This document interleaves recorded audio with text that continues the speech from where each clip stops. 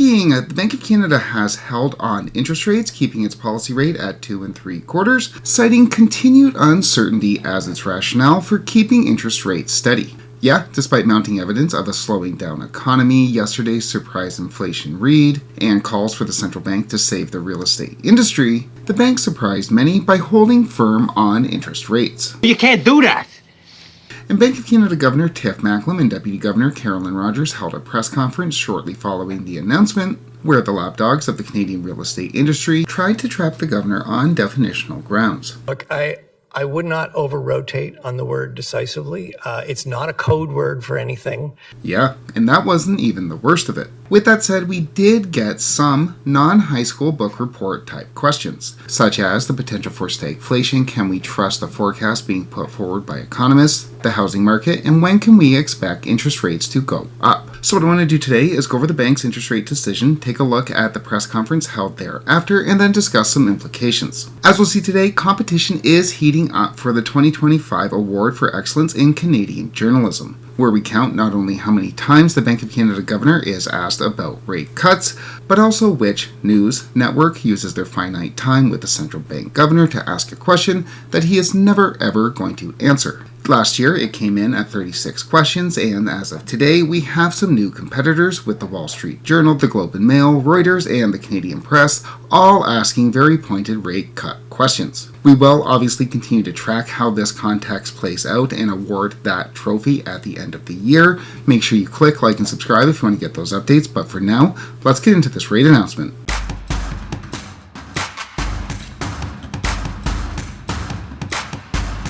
On to the bank's announcement. As mentioned, the Bank of Canada opted to hold rates at 2 3/4 today, saying the Governing Council will continue to assess the extent to which inflation drops from a weakening economy and prices increase from higher input costs. And yeah, I think that's probably the most honest statement that the Governor can put forward. Everything, as we're all well aware right now, is dependent on the actions of one man. With that said, the bank made it crystal clear, or what should have been crystal clear, though they are in a wait-and-see approach, they are prepared to act decisively one way or the other. It also means we are prepared to act decisively if incoming information points clearly in one direction. And the bank took the time to outline two potential dichotomous scenarios as to where they think the economy and inflation could go based on the actions coming out of down south.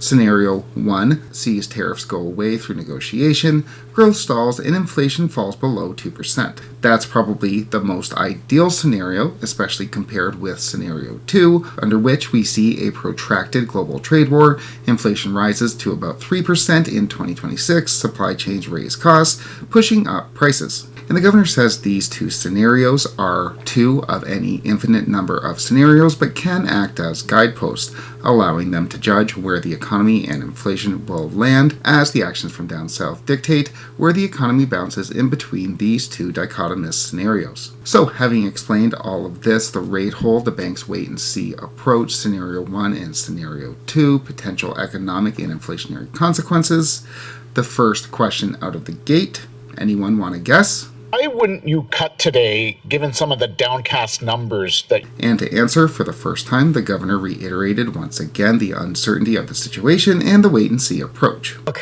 a lot has happened in the last 5 weeks since our March policy decision, but really the situation is no clearer. I mean, tariffs have been announced, they've been imposed, they've been retracted, they've been threatened again. So at this meeting, we decided to leave our policy rate unchanged while we wait for more information on what's going to happen with U.S. tariffs. Next, Globe and Mail enters into the race. Does acting decisively mean the potential for a larger than 25 basis point cut? Yeah, you know, you look annoyed and you laugh at Mark Rendell from the Globe and Mail, but guess who gets the one-on-one interviews? Maybe help us both out. And for his part, the governor didn't really answer as expected. Really, Mark, the message here is we got to be flexible and adaptable. And I was really trying to convey how we're thinking this through. Then, of course, we had the Canadian Press. That, therefore, give you any more leeway to either reduce interest rates further or keep them lower with inflation. And then, to follow it up, we had Reuters. Will you be open for a 50 basis point cut in June if needed? With that said, we did get a few real substantive questions that had at least a quasi-chance that the Bank of Canada governor would answer, including potential stagflationary consequences of a protracted global trade war. What struck me about the scenario 2, which is the escalation scenario, is that you're still projecting a moderate recession, not a deep recession, much more moderate than 2008, 2009, for example. How should Canadians think about the probability of a deep recession? And in that scenario where we have a deep recession and a stagflationary environment where inflation remains stubborn. And to answer that, the governor admitted that the economy could actually be a bit worse than that which was outlined by scenario 2. Some exporters could go bankrupt. That could spill through the economy. Unemployment could rise more. Households spending could retrench more. So that, yes, that is a risk. So, yeah, the governor was pretty clear. The state of the economy, the state of interest rates, isn't just about when do realtors get their leases back, but rather there are some real inherent serious problems with a global trade war. Guess what I just found out? But, as mentioned, it's definitely uncertain. BNN Bloomberg, of all networks, home to Phil the Oracle himself, Soper, asked the governor if we can trust the forecast being made by economists, given that the central bank says it doesn't even know where things are heading. You said in your remarks that point forecasts for growth and inflation are of little use as a guide to anything, given the uncertainty. Should we discount views from economists who continue to offer their point estimates of GDP and inflation? And are you worried that by removing these base case projections, it could add to Canadians' already elevated anxiety about the economy? Wow, and yeah, for his part, the governor didn't really answer, simply noting that all of these economists, all of these forecasts have varying assumptions hiding underneath their conclusions. And we've discussed that before on this channel. No one has absolutely any clue how this is going to play out. Giving Canadians a false sense of precision would not be doing Canadians a good service. I think everybody's feeling this uncertainty. I think everybody's watching the daily announcements coming out of the White House and seeing the erratic, unpredictable course of U.S. trade policy. And then, as a big surprise, Rob McClister asked not about rate cuts, but actually asked about rate hikes. History has shown that recession and surging inflation are not always mutually exclusive. So given that and other things equal, how long would inflation need to stay above the 3% control range limit in a recession scenario to not be considered temporary? Are we talking months or? And you can see the governor and the deputy governor kind of got a kick out of the question, as they're almost always asked about rate cuts. But this was more of a question about when do you stop thinking that inflation is transitory. But of course the governor didn't answer, as he's not going to give us any definitive idea of where interest rates are heading in one direction or the other. I'm not going to, we've put out a couple of illustrative scenarios, and they give you, a sense of the inflation outcomes could be pretty different. But sadly, this one doesn't get you on the list, Rob, as technically, I guess it could have been a rate cut question, but I think we need you to be explicit.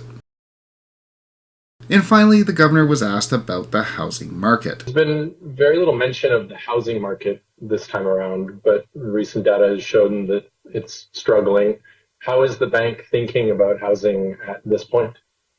And that's definitely an interesting question, given that the Financial Post just ran an article saying economists need the Bank of Canada to drop rates in order to save the real estate industry. The governor, for his part, deferred to Deputy Governor Carolyn Rogers, who stated the obvious: they don't really care. Housing's had a sort of an outsized impact on our economy for a while. I think it's been overtaken more recently by trade policy. So that the fact that you're not hearing us talk about it as much is really just a reflection of our focus now on the same thing Canadians are focused on, which is the effects of trade policy on the economy.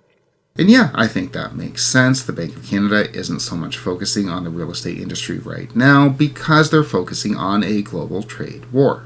See, there's this guy named Donald Trump. The f is that? So, all in all, the main message coming from the central bank today, I think, is uncertainty. It's a wait-and-see approach. They don't want to unnecessarily cut rates and cause inflation to move back up when we've already seen some major signs of stickiness. But they also don't want to raise rates, especially given the underlying problems occurring in the economy. They're not going to give any guide to the rate direction because they themselves don't have any clue either. As we noted, even if we did know where this was heading, what the policies were going to be, which we don't, but even if we did, no one alive right now has ever seen a global trade war. And again, I can't stress this enough, this is if we knew where the policy was headed, which we do not. How this wait-and-see approach all turns out remains to be seen, but we will obviously continue to track how it all unfolds on this channel. Make sure you click like and subscribe if you want to get those updates, but for now, thanks so much for watching.